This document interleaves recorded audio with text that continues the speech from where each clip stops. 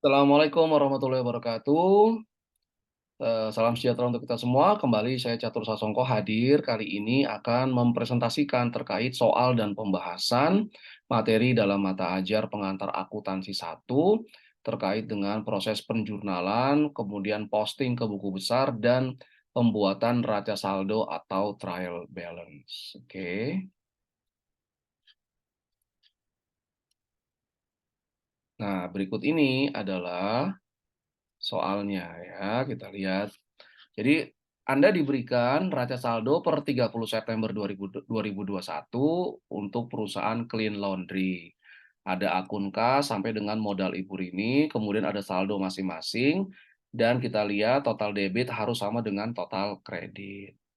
Kemudian Anda diberikan transaksi yang terjadi di bulan Oktober di Clean Laundry dari tanggal 5 sampai dengan tanggal 30. Kemudian Anda nanti akan catat ke jurnal umum, kemudian posting ke buku besar, dan membuat neraca saldo. Oke.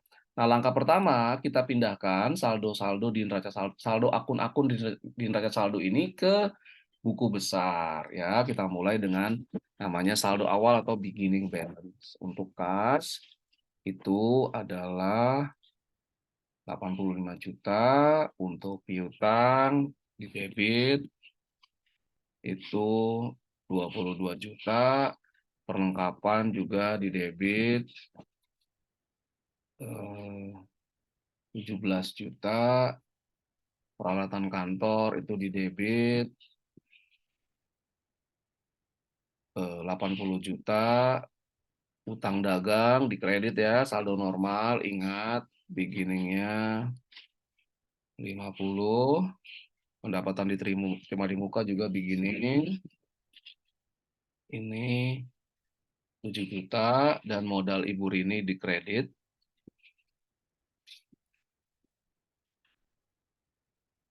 147 juta. Oke. Berikutnya, kita akan menjurnal transaksi tanggal 5 Oktober sampai dengan 30 Oktober dalam sebuah jurnal umum. Kita mulai. 5 Oktober menerima uang sebanyak 9 juta dari pelanggan atas pekerjaan yang telah diselesaikan di bulan September. Jadi pekerjaannya diselesaikan di bulan September, uangnya baru diterima di tanggal 5 Oktober, 9 juta. Maka jurnalnya tanggal 5 Oktober, debitnya kas, terima uang kas, kreditnya bukan pendapatan usaha. Pendapatan usahanya diakuinya di bulan September, sudah dicatat di bulan September. Tanggal 5 ini penerimaan piutangnya, maka piutang usaha. Oke, ya nilainya berapa? 9 juta rupiah. Oke, 9 juta. Lanjut tanggal 10, mengirimkan tagihan 55 juta ke pelanggan atas pekerjaan yang telah diselesaikan. Di tanggal 10, perusahaan selesai mengerjakan pekerjaan dari pelanggan, nilainya 55 juta, dikirim tagihannya, belum dibayar, tapi pekerjaan telah selesaikan.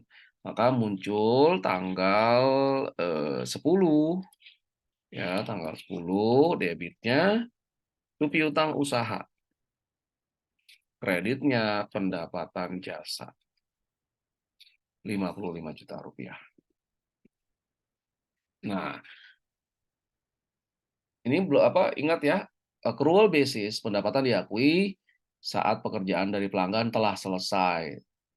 Meskipun uangnya belum dibayar, tapi dalam bentuk piutang jadinya. Tanggal 15, membayar gaji karyawan 12 juta rupiah. 15. Berarti beban gaji pada kas 15 juta rupiah. Oke. Kemudian tanggal 17, menyelesaikan pekerjaan dengan nilai tagihan sebesar 4 juta. Pelanggan telah membayarkan pekerjaan ini di bulan Agustus. Jadi bulan Agustus perusahaan menerima order dari pelanggan nilainya 4 juta, langsung dibayar semuanya sama pelanggan. Nah, itu jurnalnya adalah kas pada pendapatan diterima di muka di bulan Agustus. Perusahaan telah terima uang sebelum pekerjaan dilakukan. Itu masuknya pendapatan diterima di muka. Nah, tanggal 17 ini sudah selesai pekerjaannya. Pekerjaan telah selesai, perusahaan berarti mengakui adanya pendapatan, ya, pendapatan jasa. Oke, 4 juta.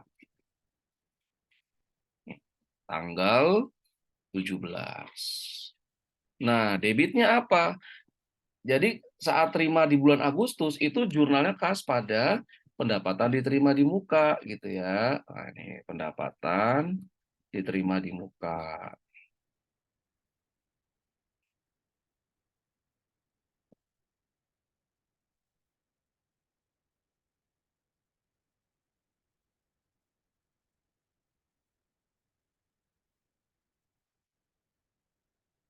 Ya, seperti ini nih jurnalnya nih ya. Nah, ini 4 juta. Nah, ini bulan Agustus. Jadi karena perusahaan sudah terima uang padahal belum bekerja, itu muncul pendapatan diterima di muka. Ini adalah liabilitas atau kewajiban. Perusahaan harus menyelesaikan pekerjaannya. Nah, tanggal 7, ketika pekerjaannya sudah diselesaikan, muncul pendapatan jasanya, di debitnya pendapatan diterima di mukanya ini hilang karena pekerjaan sudah selesai dilakukan. Nah, ini dia. Oke, 4 juta. Terus tanggal berapa lagi nih? 20 membayar utang dagang. Ya, 20 membayar utang dagang. Utang dagang pada kas. Nilainya berapa? 16 juta rupiah. Oke.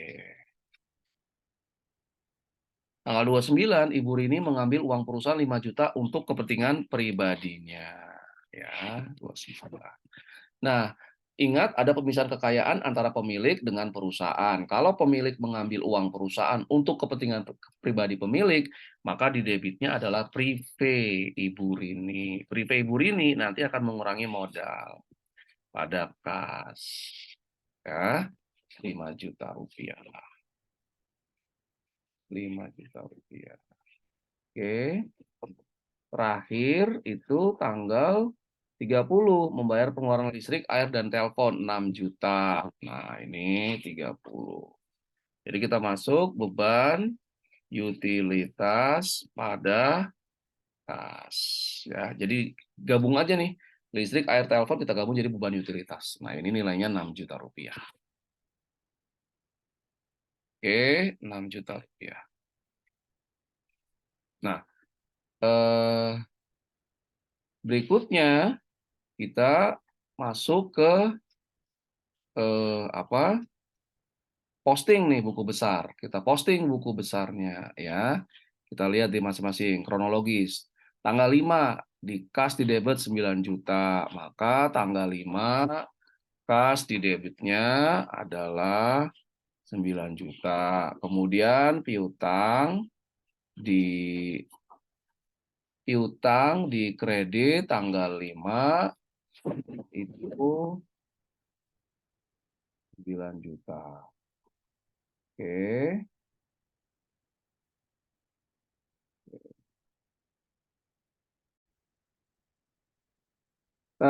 Setelah kas di debit 9 juta, piutang di debit, maka selesai posting dari transaksi pertama. Berikutnya tanggal 10, piutang usaha 55 juta. Kita masukkan 10 di debit tapi ya, itu 55 juta rupiah. Kemudian pendapatan jasa atau pendapatan usaha, ini tanggal 10, ini 55 juta rupiah. Oke. Berikutnya tanggal 15, beban gaji 15 juta. Di debit tanggal 15, ini beban gaji itu 15 juta rupiah. Oke. Kemudian kas ya, tanggal 15 di kredit.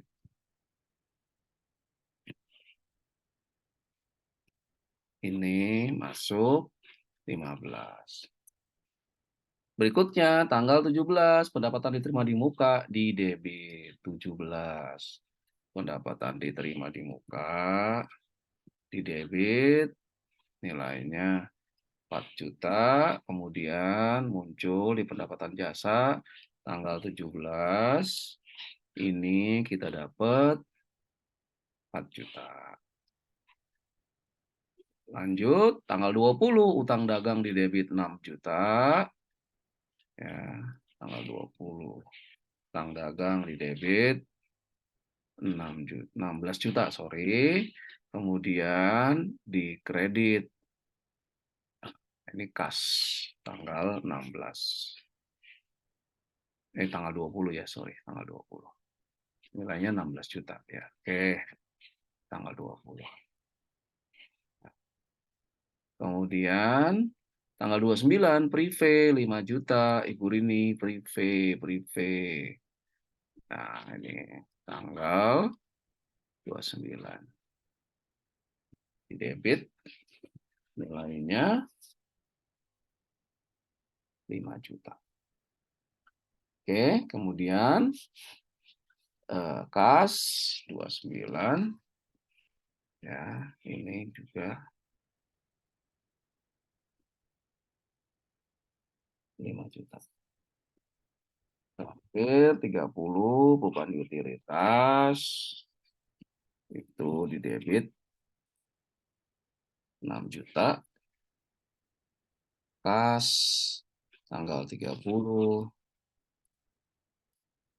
ini juga 6 juta. Oke. Nah, setelah selesai ini semua jurnal di bulan Oktober sudah kita posting ke buku besar, kita hitung langkah berikutnya, kita hitung saldo masing-masing buku besar ya. Contoh kas di sini kita hitung total debitnya itu semua ya 94, total kreditnya semua 42. Maka saldo akhir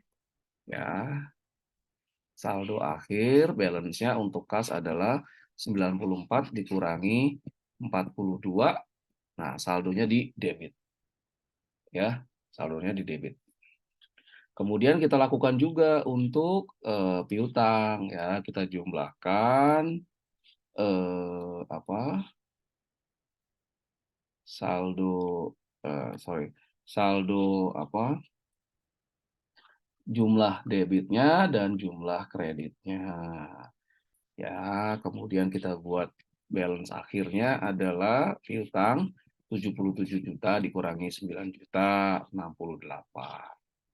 Oke, kemudian untuk perlengkapan kantor tidak ada yang berubah 17. Nah, untuk yang peralatan kantor juga sama, tidak berubah 80 juta.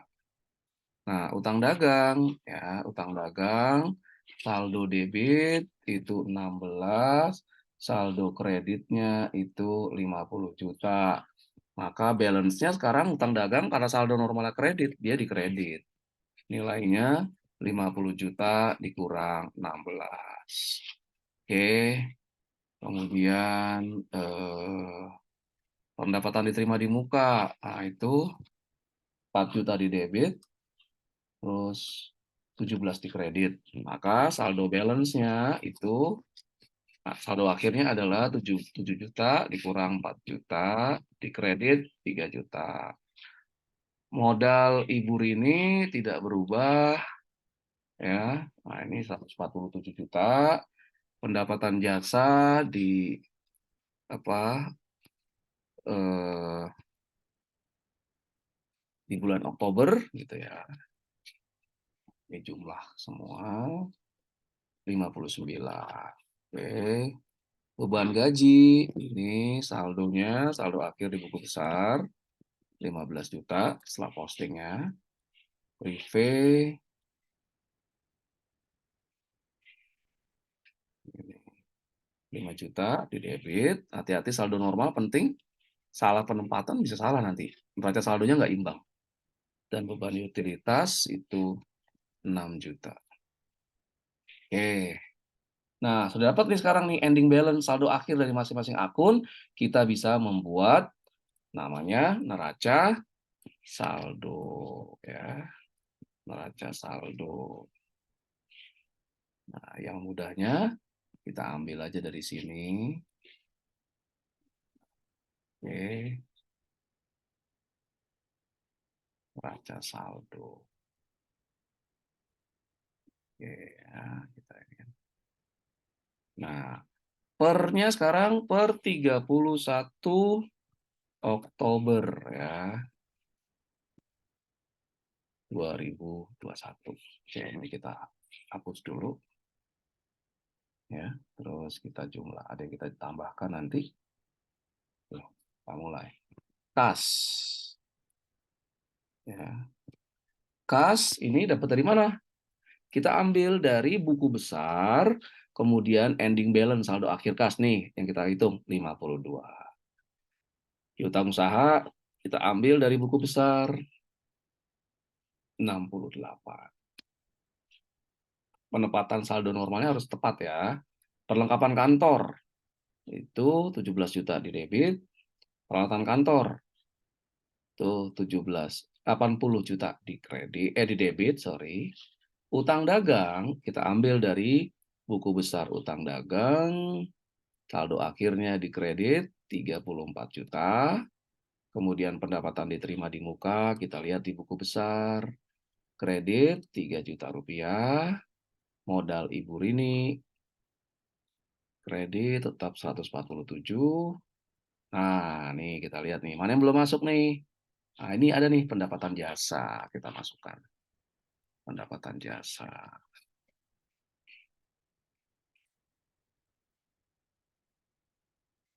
Kita masukkan kodenya 4 ya, depannya 401. Nah, mana nih? Ini pendapatan jasa 59. Oke, terus yang belum masuk lagi beban gaji. Nah, beban gaji misalnya kita kasih 51. Nah, ini beban gaji. Saldo akhirnya berapa? Di debit beban gaji 15. Nah, terus beban utilitas. Ya, beban utilitas biar mudah nih. Beban katakan 520. Beban utilitas. Berapa saldo akhirnya? Jurnal umum 6 juta rupiah. Oke. Terakhir prive 302. Prive Ibu Rini.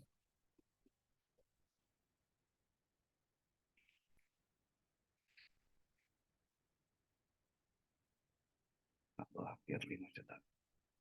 Waduh, kok di sini kredit? Salah ya? Debit. Nah, yep. Sekarang kita jumlahkan. Ah, ini tadi formula ya. Kita jumlahkan. Total debit. Nah, total kredit. Kok nggak sama? Wah, pendapatan jasanya belum dimasukkan. Ya, masuk pendapatan jasa. Nah, sudah imbang. Oke, berarti sudah selesai proses dari mulai apa tadi? Pencatatan, posting buku besar, dan neraca saldo. Dengan demikian berakhir sudah pembahasan saya terkait dengan soal dan pembahasan pencatatan transaksi, posting buku besar, dan pembuatan neraca saldo. Terima kasih atas segala perhatiannya. Mohon maaf jika ada berbagai kekurangan. Assalamualaikum warahmatullahi wabarakatuh.